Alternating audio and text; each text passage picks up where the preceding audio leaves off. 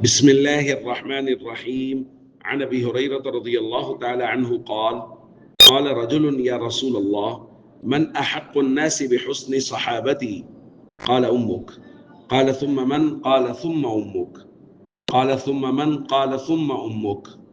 قال ثم من؟ قال ثم أبوك. رواہ البخاری۔ ایک صحابی نے نبی کریم صلی اللہ علیہ وآلہ وسلم کی خدمت میں عرض کیا میرے حسن سلوک کا سب سے زیادہ حقدار کون ہے؟ آپ نے فرمایا تمہاری والدہ۔ عرض کیا ان کے بعد کون ہے؟ آپ نے فرمایا والدہ۔ عرض کیا ان کے بعد کون ہے؟ فرمایا والدہ۔ چوتھی مرتبہ انہوں نے پوچھا ان کے بعد کون ہے؟ تو آپ نے فرمایا تمہارے والد۔ دوستو، اللہ تعالیٰ نے انسان کو مختلف رشتوں کی لڑی میں پرویا ہے۔ کسی کو والد کا درجہ دیا ہے اور کسی کو والدہ کا، کسی کو بیٹا بنایا ہے اور کسی کو بیٹی کی نسبت عطا کی ہے، اور ان میں سے ہر ایک رشتے کے اللہ تعالیٰ نے حقوق مقرر کیے ہیں۔ لیکن جہاں والدین کے حقوق کی بات آئی تو اللہ تعالیٰ نے قرآن کریم میں اپنی بندگی و اطاعت کے فوراً بعد والدین کے حقوق کا ذکر فرمایا۔ وَقَضَى رَبُّكَ أَلَّا تَعْبُدُوا إِلَّا إِيَّاهُ وَبِالْوَالِدَيْنِ إِحْسَانًا۔ تیرے رب نے یہ فیصلہ کر لیا ہے کہ تم مت عبادت کرو مگر صرف اور صرف اللہ ہی کی، اور والدین کے ساتھ حسن سلوک کرو۔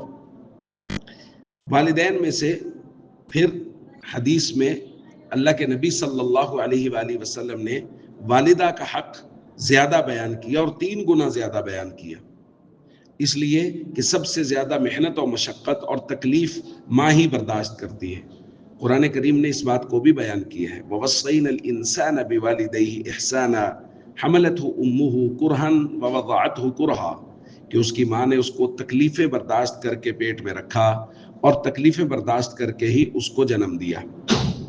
تو والدہ زیادہ تکلیفیں برداشت کرتی ہے اپنی اولاد کے لیے، اور ہر بچے کے لیے وہ تکلیفیں اور مشکلیں برداشت کرتی ہے۔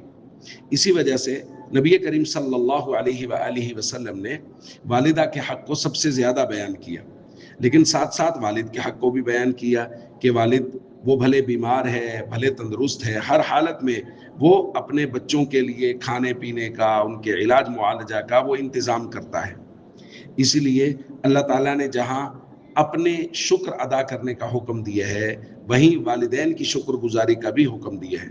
سورہ لقمان میں فرمایا انشکر لی ولوالدیک الی المصیر، کہ میرا شکر ادا کرو اور اپنے والدین کا شکریہ بھی ادا کرو اور میری طرف لوٹ کر آنا ہے۔